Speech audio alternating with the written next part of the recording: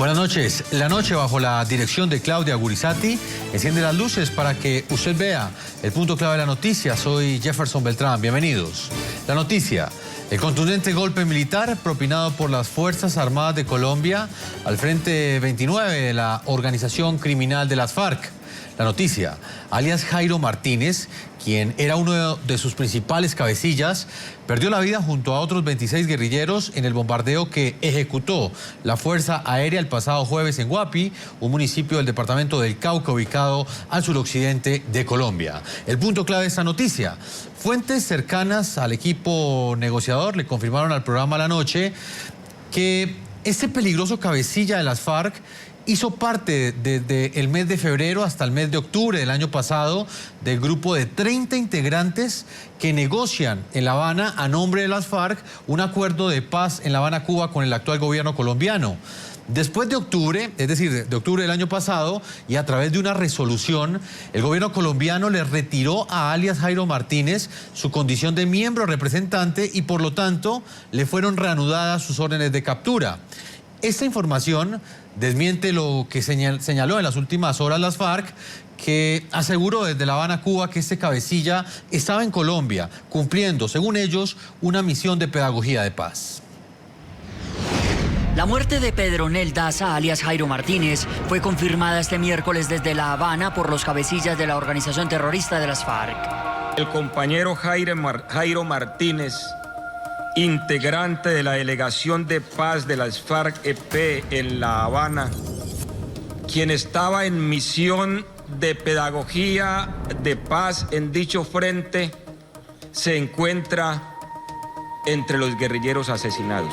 Alias Jairo Martínez cayó abatido junto a otros 26 miembros de la agrupación criminal durante el bombardeo que el pasado jueves llevó a cabo la Fuerza Pública Colombiana en el departamento de Cauca. Operativo tras el cual las FARC anunciaron desde Cuba la suspensión de la denominada tregua unilateral que habían decretado hacía 5 meses.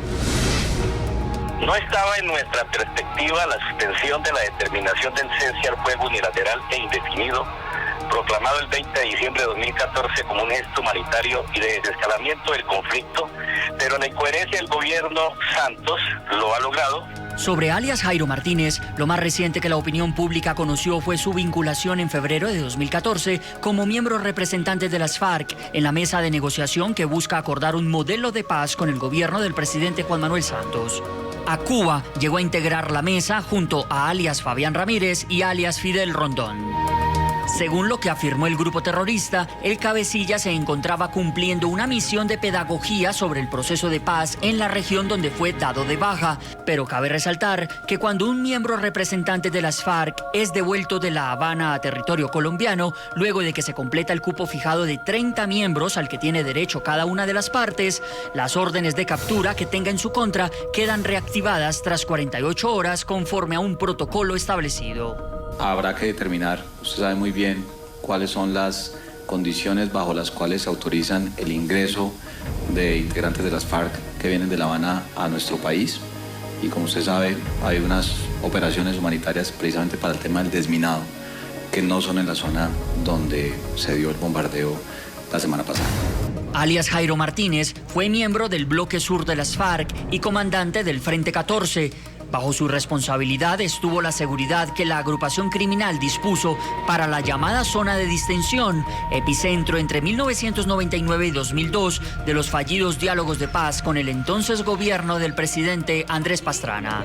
Según fuentes de inteligencia militar, el abatido cabecilla tuvo a su mando a quienes mantuvieron secuestrado durante 12 años, 3 meses y 2 días al sargento del ejército Pablo Emilio Moncayo. El caso del militar que recuperó su libertad el 30 de marzo de 2010 es recordado en Colombia como un símbolo del flagelo del secuestro, luego de que su padre, Gustavo Moncayo, caminara cientos de kilómetros exigiendo libertad para su hijo.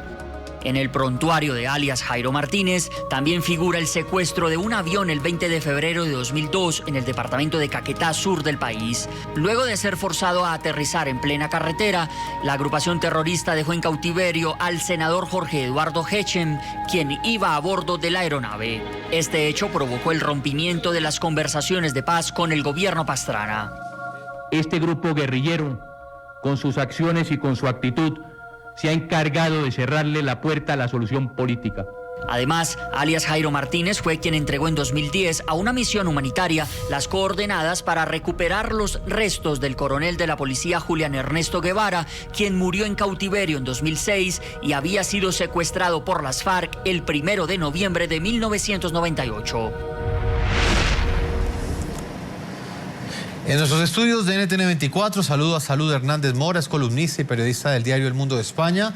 Tuvo la oportunidad de conocer a alias Jairo Martínez, porque es una de las periodistas internacionales que mayor cobertura ha hecho del conflicto armado que vive Colombia. Salud, bienvenida al programa La Noche. Hola, encantada de estar con ustedes. Salud, desde su perspectiva como periodista y también como lo dije al comienzo, el conocimiento que usted tiene del conflicto que ha enfrentado Colombia en los últimos años, ¿quién era alias Jairo Martínez? Pues lo que nosotros conocimos en el Caguán cuando llegamos en el 99, pues Jairo era de las personas, de los comandantes o de los miembros de las FARC que estaban responsables de atendernos a la prensa al principio. Había también otra guerrillera que también nos hacía, digamos, hacía esas labores, pero nos parecía siempre una persona de bajo perfil, es decir, no era dentro del organigrama de la organización, pues era como un tropero casi, con un poquito más de nivel, pero un tropero. Entonces era también la voz amable y la cara amable para, por ejemplo, cuando yo me acuerdo la primera vez que vinieron las madres de los policías y militares secuestrados, la primera vez que fueron al Caguán, él las recibió. Y todas pues esperaban una respuesta sobre sus hijos y Jairo, yo estaba allí en esa reunión, Jairo les dijo pues que no podía decir nada, que eso dependía del encanje, que cambiaba unos soldados por unos presos, por unos guerrilleros presos y así, pero era como la cara amable, era un hombre tranquilo, ya digo, no era como, cuando discutías con él no era como estos guerrilleros que son tercos y que son prepotentes, no. Él era fresco. Salud, ¿por qué? No era un personaje, nadie significativo, no una persona con la que tú te perdieras el tiempo hablando de cuestiones esenciales de las FARC. Pero en medio de todo esto alcanzó a ser miembro representante y según lo pudimos establecer con fuentes cercanas al proceso, estuvo desde febrero hasta el mes de octubre en La Habana, Cuba, con sus órdenes de captura levantadas, luego regresó acá a Colombia, le reactivaron esas órdenes de captura. ¿Él tenía algún papel, digamos, fuerte en lo que tenía que ver en la parte jerárquica de la FARC? Yo no sé, porque desde luego lo que yo conocía de él no era así. Porque, por ejemplo, yo luego supe de él como a principios del 2000, porque él estaba cuando liberan a los hermanos Losada. Los hermanos Losada, para quien no lo sepa, los secuestraron. Hubo un secuestro en un edificio de Neiva, que es la capital del Huila, un departamento en el centro de Colombia. La guerrilla secuestra a 9 personas de ese edificio, se los lleva y entre las 9 personas había 3 chicos, 3 menores de edad. 2 de ellos, los hermanos Losada, estuvieron 3 años secuestrados porque pedían una cantidad de dinero imposible de pagar. Bueno, pues cuando a ellos los liberan, llevan el grupo, parte de ese grupo los liberan, que son los 2 Losada, y se quedan con el resto del grupo porque no habían terminado de pagar. Y la chica que tenía 15 años estuvo todavía unos meses más de 3 años. Pues el que lo recibe en ese momento, al separar los grupos, es Jairo. ¿Sabes? Entonces es una persona que... Pero ellos tampoco tienen sensación de que fuera alguien de mando. También la cara amable los trató bien durante los 2 días que estuvieron allí antes de que los liberaran. Es decir, no nos parecía nunca que tuviera como una responsabilidad grande. Yo creo que si estuvo en Cuba fue o para algún tratamiento médico, como están haciendo con otros. Los llevan para un tratamiento médico y luego los devuelven a Colombia. Pues Salud, permítame, integro a esta hora a Luis Fernando Velasco. Él es senador colombiano por el Partido Liberal, una colectividad política que hace parte de la Unidad Nacional, que apoya las iniciativas del presidente Juan Manuel Santos. Senador, bienvenido al programa La Noche. Jefferson, un inmenso placer saludarlo a usted, obviamente a Salud y a los latinoamericanos que nos acompañan en toda América.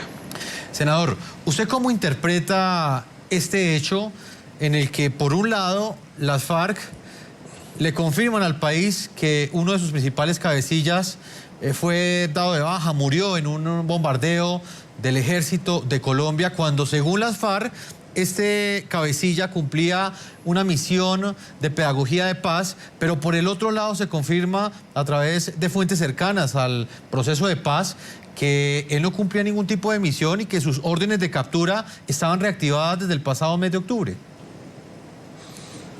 A mí me indignó profundamente, como a todos los colombianos, la masacre de los 11 soldados. Y no me alegra la muerte de los 27 guerrilleros, incluyendo al cabecilla del que estábamos hablando. Y como una persona que cree que tenemos que hacer ese proceso de paz, que tenemos que encontrar la salida negociada, me preocupa profundamente todo, porque hemos pasado de la lógica de la negociación a la lógica de la guerra. Y la lógica de la guerra termina siendo una lógica de ojo por ojo, diente por diente. Entonces hay un golpe de las FARC, la masacre de Buenos Aires, y entonces hay un bombardeo y otros bombardeos y mueren unos guerrilleros y entonces explotan unas bombas en Tumaco y muy seguramente ocurrirán más ataques en el resto del país. Y entonces, ¿qué vamos a terminar haciendo? Vamos a terminar metiéndonos en la lógica del ojo por ojo, diente por diente, y de pronto podemos echar para atrás un esfuerzo muy grande que intenta acabar una guerra de 50 y tantos años.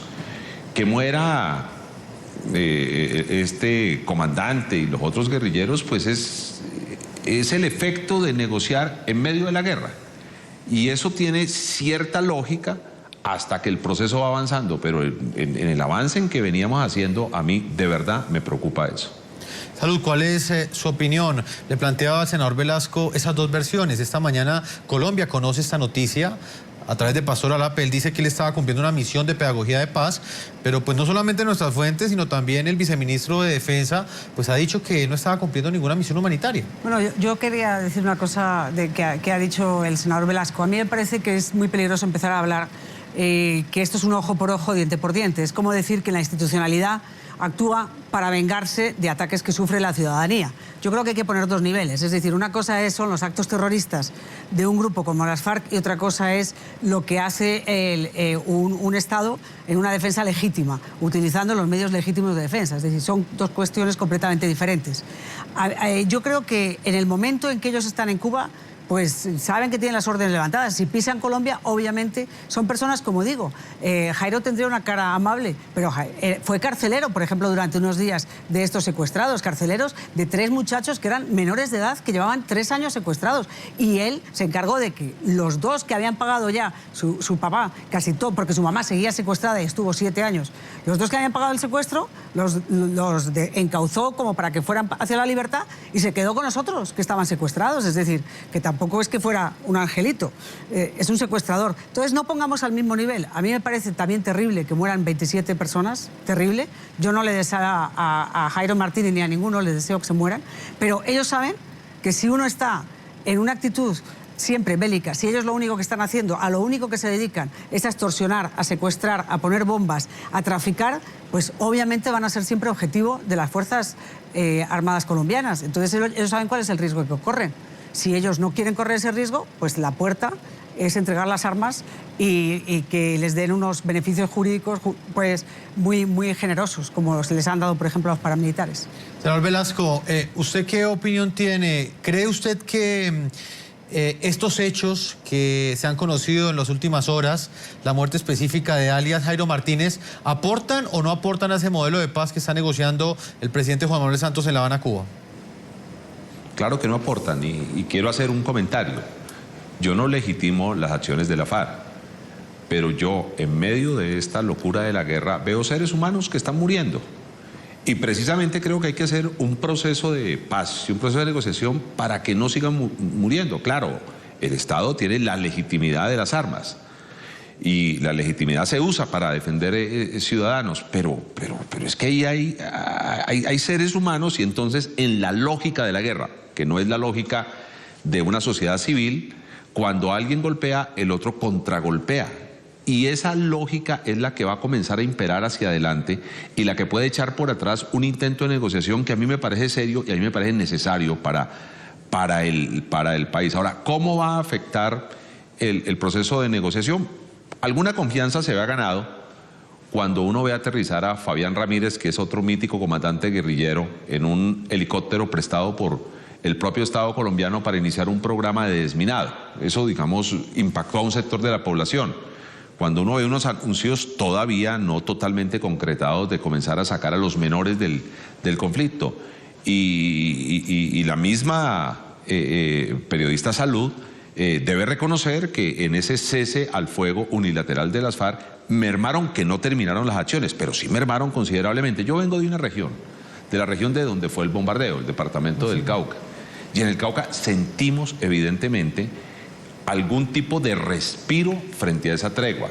Claro, yo no soy ingenuo, el narcotráfico siguió, la extorsión siguió, pero algunas acciones que golpean particularmente a la gente de la zona rural mermaron, y nosotros tenemos una gran preocupación para que volvamos a la época de las tomas guerrilleras todos los días en los pueblos, enfrentamientos en donde en esta lógica de la guerra no solo mueren quienes están en la lógica de la guerra, sino también civiles, y quiero insistir, eso es lo que queremos acabar. Entonces yo sí estoy muy preocupado por cómo están desarrollándose los acontecimientos, porque así como se están desarrollando los acontecimientos, en vez de acercarnos, que es lo que queremos los colombianos, a una firma definitiva de un acuerdo de paz, comenzamos a alejarnos de esa firma.